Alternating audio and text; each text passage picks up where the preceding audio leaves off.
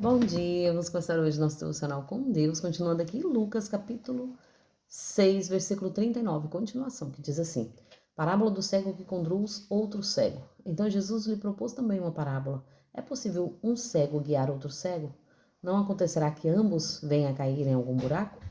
Os discípulos não podem estar acima do seu mestre, todavia, aquele que completar dignamente o seu aprendizado será como mestre, porque reparas no cisco que está no olho do teu irmão e não percebe o tronco que está no teu próprio olho.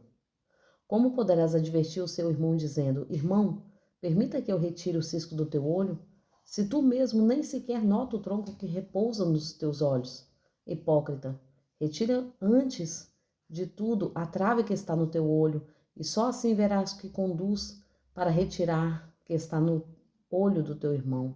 Parábola da árvore e do seu fruto. Não existe árvore boa produzindo mau fruto, nem inversamente, uma árvore má produz bom fruto, pois cada árvore é conhecida pelo seu próprio fruto. Não é possível colher figos de espinheiros, nem tampouco uvas de ervas daninhas. Uma pessoa boa produz o bom tesouro do seu coração, assim como a pessoa má produz toda sorte de coisas ruins, a partir do que está em teu íntimo, pois a boca fala do que está repleto o coração. A parábola do sábio e do insensato. E por que me chama Senhor, Senhor, e não pratica o que eu vos ensino? Eu vos revelarei com que se compara aquela pessoa que vem a mim, ouve as minhas palavras e a pratica. É como se fosse um homem que a construiu sua casa, cavou fundo e firmou o alicerce sobre a rocha.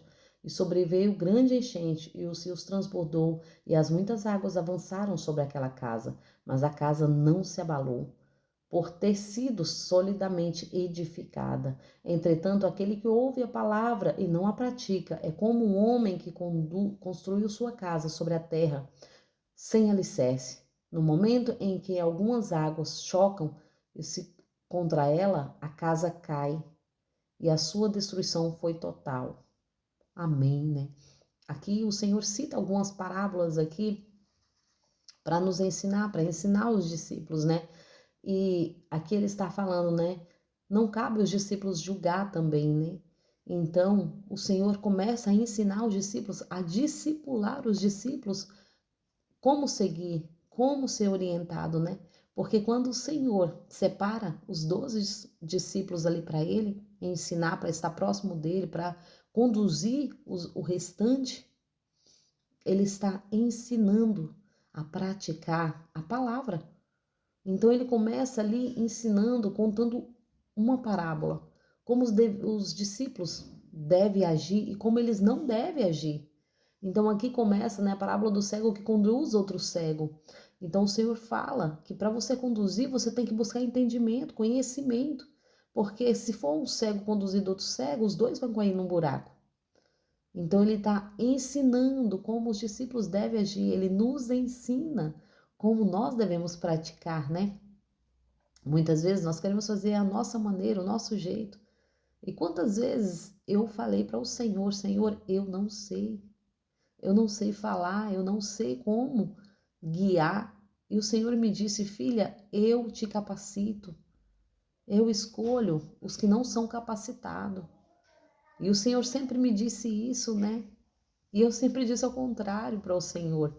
Mas Ele me tem capacitado, Ele tem segurado em minhas mãos e me guiado.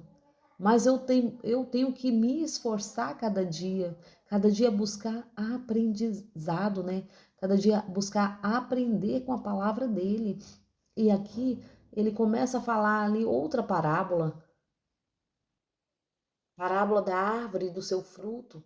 Ele começa a ensinar para os discípulos que não existe árvore boa e árvore má que dê bom fruto, que dá mau fruto, né? Ou você é mau ou você é bom. Então, a árvore boa, ela tem que produzir bons frutos. A árvore má produz frutos ruins. Então, o Senhor está ensinando para os discípulos e nos ensinando como gerenciar, como gerir, como ser organizado, como orientar, porque primeiro temos que ser orientado. Não adianta você chegar e querer fazer da sua maneira. Você tem que buscar orientação, você tem que orar. Nós temos que estar disposto a buscar primeiro, falar, Senhor, guia-me, faça a tua vontade, não a minha, me limpa primeiro. A transformação que eu quero ver na vida do próximo começa na minha vida, me conduz. E é sobre isso, né? O Senhor nos ensina desta maneira. Ele está nos ensinando aqui que não adianta você, não enxergando, querer colocar outro cego para guiar, para você guiar, porque você também vai cair no buraco junto com ele. E aqui, a árvore que dá mau fruto.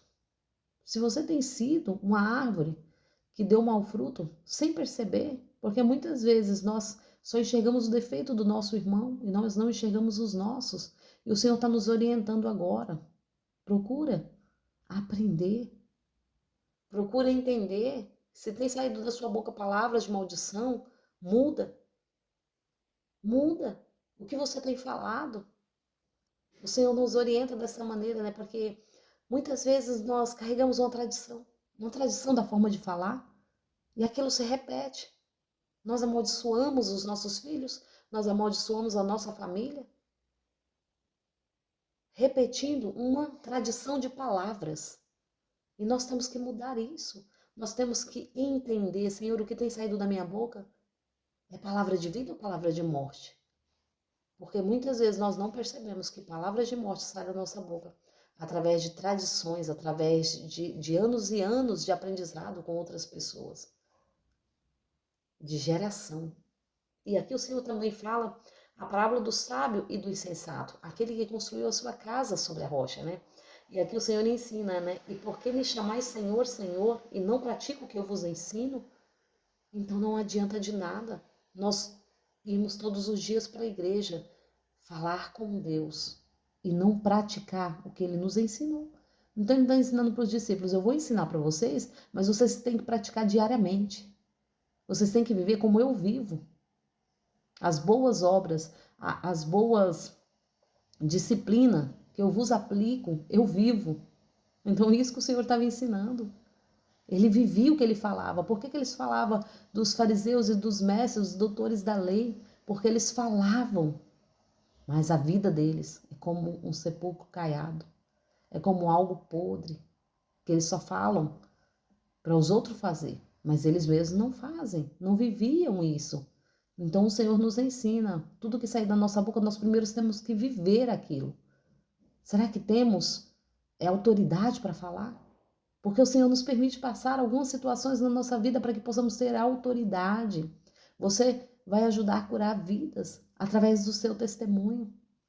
Através do nosso testemunho vai haver mudança, vai haver transformação de almas, de vidas. Então é sobre isso. O Senhor começa aqui a ensinar. É como se fosse um homem que, aqui no 47, né? Eu vos revelarei com que se compara as pessoas que vêm a mim e ouvem as palavras e a praticam. Então, ele vai nos revelar diante da sua palavra. Ele está ensinando para os discípulos. Eu vou revelar para você como que vocês têm que ser quando o homem vem até mim e escuta o que eu tenho falado e pratica.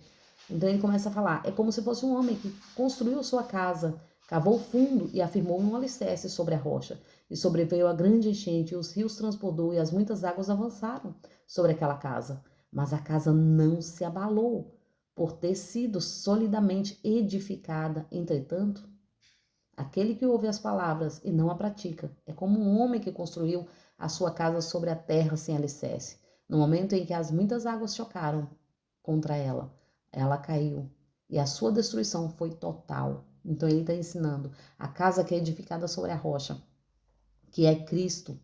Para você construir uma casa, primeiro você tem que abrir o buraco, pôr o alicerce e depois colocar a coluna da casa.